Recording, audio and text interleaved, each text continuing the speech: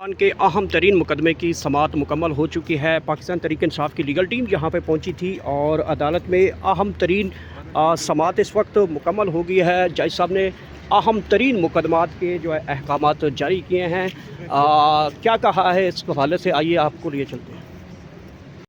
इस वक्त तो मौजूद हैं इंसदाद दहशत गर्दी की अदालत इस्लामाबाद में, जहाँ पे पाकिस्तान तहरीक इंसाफ के अहम तरीन मुकदमात की समाअत मुकम्मल हो चुकी है।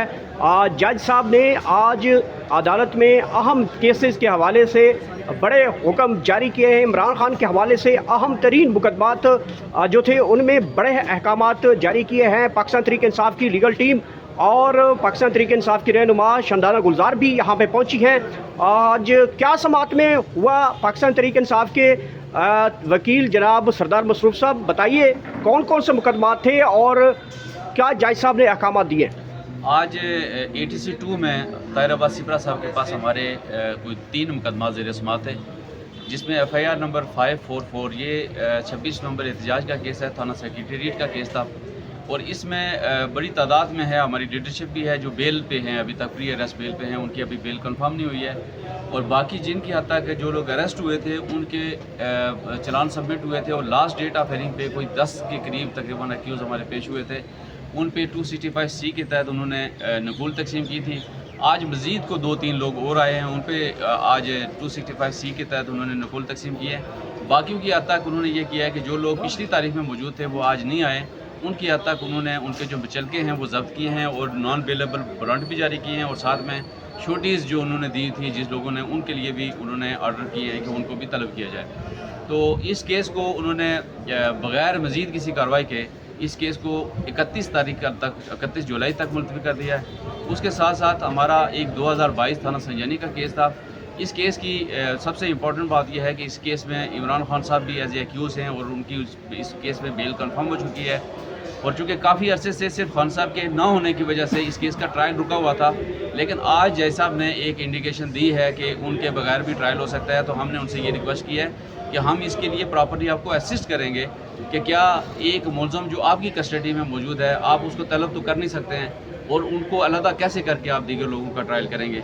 उसके लिए उन्होंने 29 तारीख के लिए टाइम रखा है। 29 तारीख तक हमें टाइम दिया है। 29 तारीख को इंशाल्लाह हम पेश होंगे, पेश होके उसको प्रॉपर्ली असिस्ट करेंगे कि क्या इस केस का ट्रायल मुमकिन हो सकता है खान साहब के बगैर या नहीं। उसके साथ साथ इसी केस की एक इम्पॉर्टेंट बात यह भी है कि एक सेम रोल का बंदा असद उमर साहब जो इस केस के मुलज़म थे, उनको इस केस में से ऑलरेडी डिस्चार्ज कर दिया गया था। तो अब चूँकि मैं ये समझता हूँ कि सारे लोगों को, एक FIR के लोगों को एक ही तरीके से, एक ही कानूनी पराय से ट्रीट करना चाहिए। ये नहीं हो सकता कि आप कुछ लोगों को किसी और तरीके से ट्रीट करें और जो बंदा बिहाइंड दी बार है, इनकी कस्टडी में है, उसको तलब किए बगैर इस केस का ट्रायल किया जा सके। बाकी जो 1193 नंबर मुकदमा है उसमें हमारे टोटल 3 मुलज़म थे, जिसमें से 2 मुलज़मों ने प्राइवेट वकील हायर किए हैं, वो उनकी तरफ से पेश हो रहे हैं, हम इसलिए पेश नहीं हुए। एक मुलज़म जो था वो किसी दूसरे केस में हिस्सेदारी है, वो आज पेश नहीं हुआ है, लिहाजा उस केस की आज प्रोसीडिंग का हम हिस्सा नहीं बने। बाकी जो मैडम अच्छा, मेरा ये सवाल पॉलिटिकल उनसे कर लूँगा, अदालतों का आपसे सवाल है कि अचानक जज साहब इतनी शॉर्ट तारीखें क्यों दे रहे हैं, जबकि इन्हीं मुकदमात में बड़ी देर तक जो है 1.5 महीने तक की जो है वो डेट देते जा रहे थे। अब 4-4 दिनों बाद, 5-5 दिनों में अचानक ये शॉर्ट डेट क्यों ट्रायल कंक्लूड किया जा रहा है, क्या वजह? असल में जब से ये 5 अगस्त वाला अनाउंसमेंट हुई है पाकिस्तान तहरीक इंसाफ की तरफ से, उसके बाद से मैं देख रहा हूँ कि केसेस में थोड़ी सी तेज़ी भी आई है और इन केसेस की तारीखें भी बड़ी मुख्तसर कर दी गई हैं। हालांकि जितने भी केसेस इस अनाउंसमेंट से पहले जितने भी केसेस थे वो सारे सितंबर के एंड में जा रहे थे, सितंबर के शुरू में जा रहे थे। लेकिन अब ये केसेस सारे के सारे 31, 30, 29 यानी इन तारीखों में जा रहे हैं और जितना जितना वक्त गुजरता जा रहा है तो साथ साथ में वो प्रोसीडिंग भी हो रही है, जो हमारे लिए भी अच्छी नहीं है। मैं ये समझता हूँ कि 10A के तहत जो कॉन्स्टिट्यूशन हमें राइट देता है कि हमें फेयर ट्रायल मिलना चाहिए, जब तक इन लोगों को समन नहीं होंगे। आप देखें ऑल ओवर पाकिस्तान आपके एक्यूज़ है।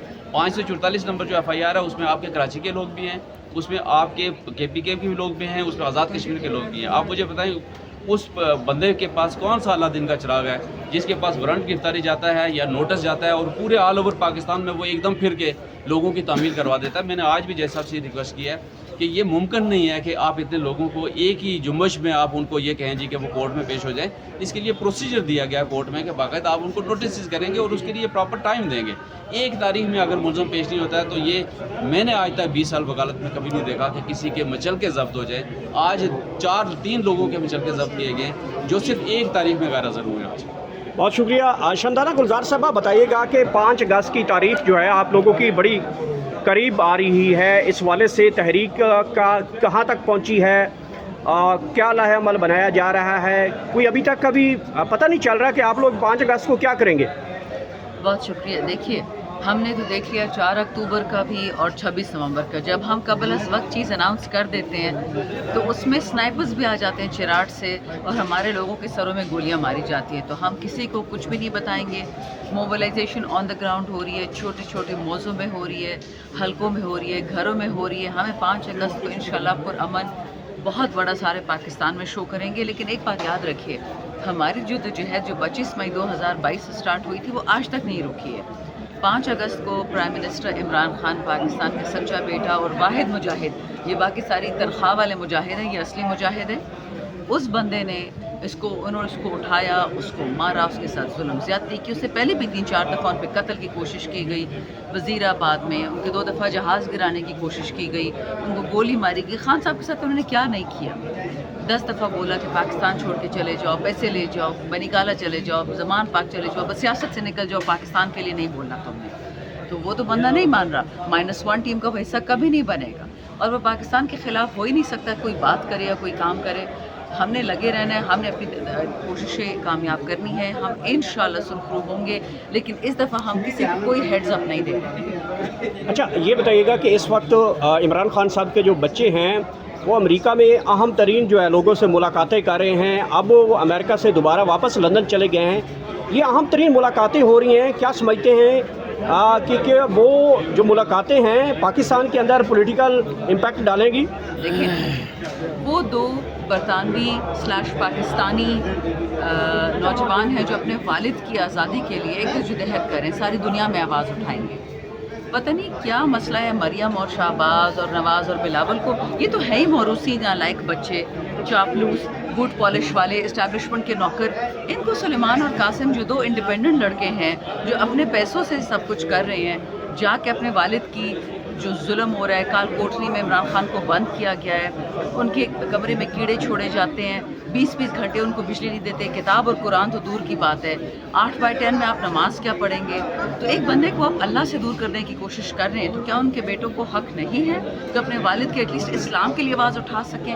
آپ سوچیں یہ ایسے کافروں کی اس وقت اسٹیبلشمنٹ ایسے کافر ہے, مریم اور یہ بلاول اور زرداری, کہ عمران خان جو آپ 20 گھنٹے ایک بندے کو اندھیرے میں رکھیں گے, وہ وضو کیسے کرے گا؟ اچھا وضو کے لیے گندا پانی دے رہے ہیں, چلو پینے کا تو سمجھ آ رہی تھی.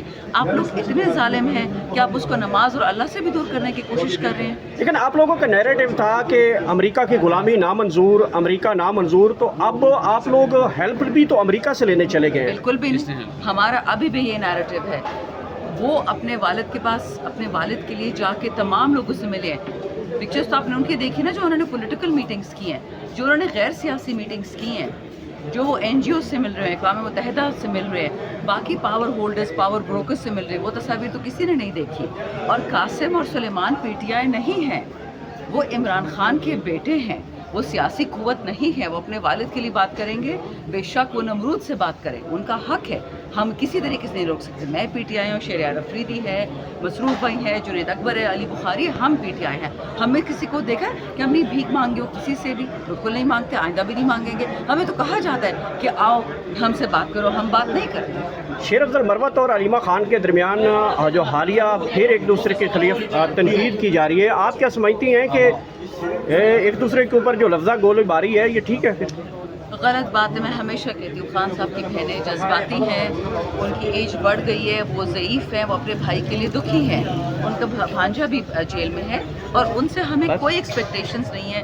وہ ہم سے گائیڈنس دیتی ہیں, عزت دیتی ہیں, ہم لڑتی بھی ہیں ہم سے, لیکن ان کے خلاف اس وقت میں بولنا نامناسب ہے.